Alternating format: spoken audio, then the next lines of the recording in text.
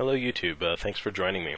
Today I'm going to talk about something that I'm probably not going to talk about again, which is Xbox 360 games. This is, I guess, in a way going to be my top Xbox 360 games that I miss not being able to play. This isn't necessarily what I would say are the best games that have ever come out on the 360, but I no longer own a 360 and I am not going to own one. I guess at this point, being a little bit nostalgic, I'm going to talk about the games that I would play if I did have an Xbox 360. Before that though, I would like to speak a little bit to why I no longer have a 360. My system red-ringed within a year of purchase, and I called up phone support. I was pretty familiar with this process at this point because my friends' 360s had all also red-ringed. I asked them to send me the coffin, the box to send the Xbox 360 back in, and I got the coffin, loaded my 360 into it according to instructions, and sent it back. I got it within like a week. I expected to have a repaired or new system, and to just be able to keep enjoying my Xbox 360. Instead, what I got was a letter that said, we apologize, but we were not able to work on your system under warranty. And I was like, okay. I was kind of appalled at this, and obviously, I guess being naive, I hadn't taken photographs or any sort of documentation of what condition the system was in before I sent it in. And you actually have to remove the faceplate from the front, I believe, before you send it in. So I got it back, sans faceplate. I had the faceplate at home, but the front was actually broken. There was plastic missing from it, and basically. I talked back and forth with support. This was the support in India. Finally, I just really wanted specifics. I'm like, why was this not worked on? Like, what specifically is the problem with this? And so they started telling me, there's this spot where this plastic should be white and it's green on this one, and they're like, we don't Microsoft doesn't manufacture Xbox 360s with this green plastic or something like that. I'm like, okay. And then there's these tamper-evident stickers on the back, kind of around the case. So if you pried open the case, you would have to either break or they were the kind that if you peel them back, they sort of have this foil that's in a pattern. This infuriated me.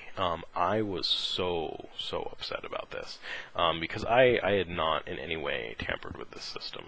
I own a lot of retro systems. I mean, sometimes you need to open them just to repair something. And I'm very cognizant of the fact that voids the warranty, and I would not have requested warranty work on a system that I had tampered with in some way. This system was completely unadulterated in my ownership, and was purchased new at the store that I worked at. But I was very upset about this, so I emailed Steve Ballmer, CEO of Microsoft, at his email address that I got from the corporate website, and I expressed my displeasure with the way in which this was being handled and how I was being treated, considering that I knew, what my behavior during this had been, and what the history of my system had been, and there was clearly something wrong here. I don't know if it was a mistake and they just sent me the wrong system, got confused or something, but I expected them to deal with this. I expected to be compensated for this with a working video game system. Basically what I got to talk to somebody from I believe it's the Washington office, and they called me up and they were like, well, what's going on, and they listened to my sob story, but they didn't do anything. And I was able to get the phone number for that office. I called this office repeatedly for months. I would just sit with the phone on speakerphone, listening to the music I would just let it sit there until my phone's battery ran out. It would, it would go for, I don't know, 2, 3, 4, or 5 hours or something like that. I would just let it go. And I think maybe 1 or 2 times it actually shot me to a voicemail where I left a message. But I was unable to speak to anybody again about this. I emailed Steve Ballmer's address again, maybe even a couple times with no luck. I suppose I gave up. 8 months after, 8 months, I got a phone call. And it was this cheerful person. Hey, we've got your Xbox 360 for it's due for a replacement here. Back from I could hear the look on their face through that phone when they realized like how long this had been, and they were like, well, we'll get you another system. So, that in itself is pretty interesting too, for that to have happened so long after that. So, lo and behold, within a week or so, I got a, refurbished Xbox 360 system in the mail. And, at that point, you just could not have paid me to keep that system. So I went across the street to the place that I worked, and I talked to one of my friends. I wanted a computer monitor, and he had a computer monitor that he wanted to get rid of. So I asked him, I was like, hey, would you consider a trade for an Xbox 360? Because I knew that he was a gamer.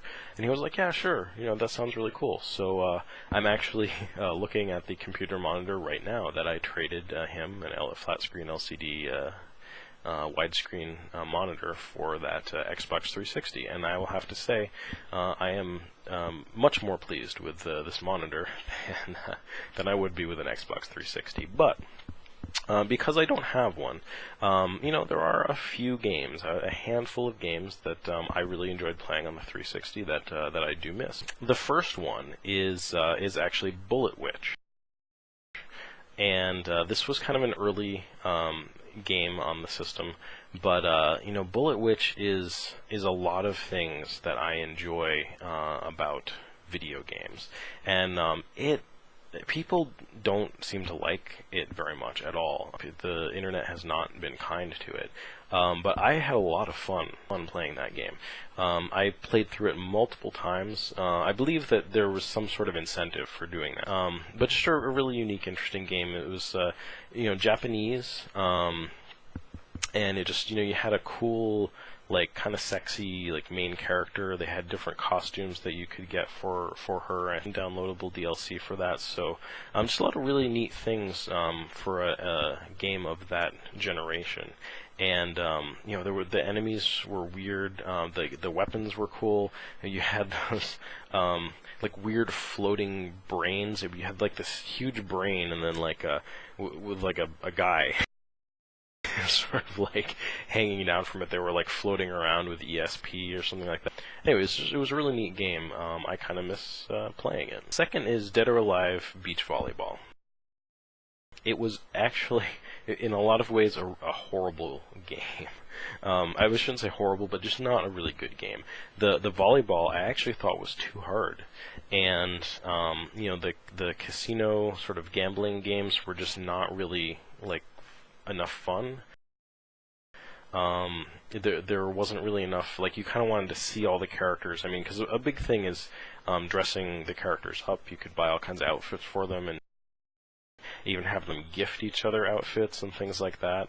So you really wanted to kind of see the characters in scenes, like in the casino, at the blackjack table or something like that, and like wearing like the things that you gave them. So you didn't acquire currency at a reasonable enough rate in the game. There were so many outfits that you could get the characters, and you really wanted to just buy all the outfits for everybody, have them be able to wear them, and then just have fun playing some goofy, bouncing a beach ball around.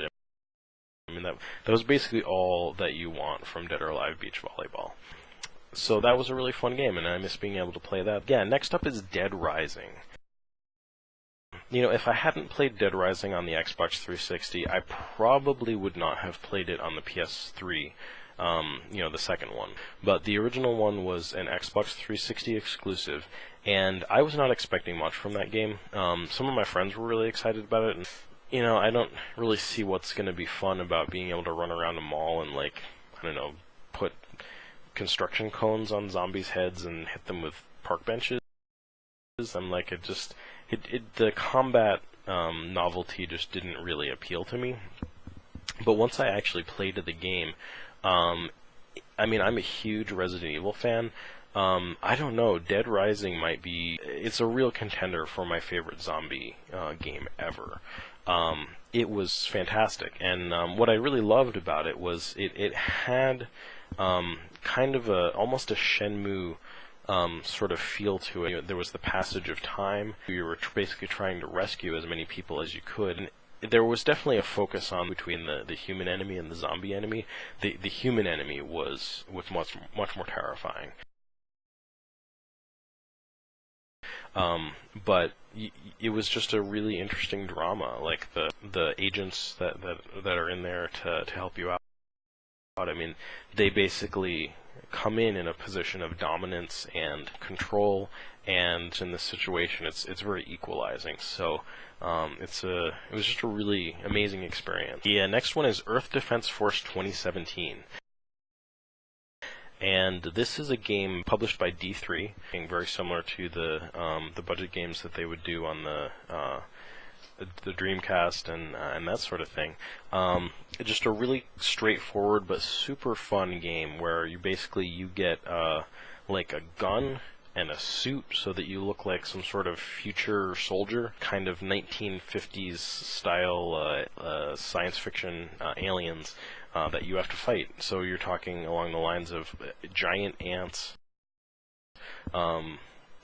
just towering, sort of walking robots, that kind of stuff. And that was just one of those ones you could pick up and play with your friends and just have a ball. So, I do miss being able to play that. There is a version, I believe, coming out towards the end of this year on the PlayStation Vita, so I may pick that one up just for old time's sake. The last game in my list is Halo 3. The first Halo was amazing. And it's one of those things, I would play multiplayer with my friends all the time. We loved Hang 'em High with rockets and boarding action with snipers. Great memories. And doing Capture the Flag on Sidewinder and Blood Gulch. We would just spend countless hours playing those maps. A great time. I never played online. I didn't really get into that. But if you could get together with 4, 5, 6 of your friends and just go to town on Halo, good memories. So anyway, Halo 3 was another great game in the series. I'm one of those people. I'm kind of slow to anger but slow to forgive. So I can't really find it in my heart to forgive Microsoft for the way that I was treated, over my Xbox 360 hardware failure. That's sort of my own fault if I don't get to play these games, but I really enjoyed those games, and I'd be curious to know, what other people's experiences might have been with Xbox 360 hardware issues. I'd be really curious to hear more, and I'd also love to hear what sort of games that you enjoy playing on your Xbox 360s that maybe I don't get to play as currently a PlayStation 3 enthusiast. So thanks for watching.